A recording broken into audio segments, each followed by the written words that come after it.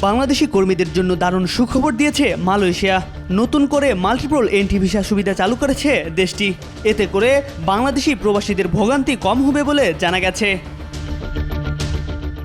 গত মে মাসে মালয়েশিয়া সফরকালে আইন উপদেষ্টা ডক্টর আসিফ নজরুল ও প্রধান উপদেষ্টার আন্তর্জাতিক বিষয়ক বিশেষ দূত লুৎফে সিদ্দিকীর নেতৃত্বে একটি প্রতিনিধি দল দেশটির স্বরাষ্ট্রমন্ত্রীর সঙ্গে বৈঠক করেন।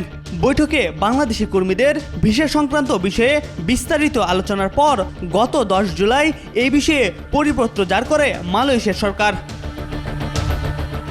মালয়েশিয়ার স্বরাষ্ট্র মন্ত্রণালয় জানায়, এখন থেকে মালয়েশিয়ায় বৈধ টেম্পোরারি ওয়ার্ক ভিজিট পাস বা PLKS এবং সিঙ্গেল এন্ট্রি ভিসাধারী বাংলাদেশি শ্রমিকদের আলাদাভাবে মাল্টিপল এন্ট্রি ভিসার জন্য আবেদন করতে হবে না।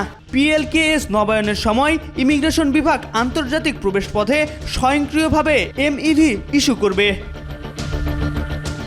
এই উদ্যোগ অভিবাসী শ্রমিকদের যাতায়াত প্রক্রিয়া সহজ করবে, ইমিগ্রেশন পাসের অপব্যবহার রোধ করবে এবং সীমান্ত নিয়ন্ত্রণ ব্যবস্থাকে আরও কার্যকর করবে।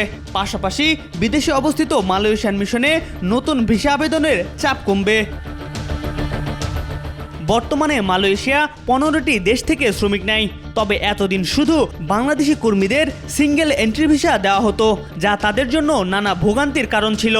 MEV চালুর ফলে এখন বাংলাদেশি শ্রমিকরা একাধিকবার যাতায়াতের সুযোগ পাবেন এবং ভ্রমণ সুবিধা উল্লেখযোগ্যভাবে বাড়বে বলে আশা করা যাচ্ছে। MR আকাশ, আজকাল।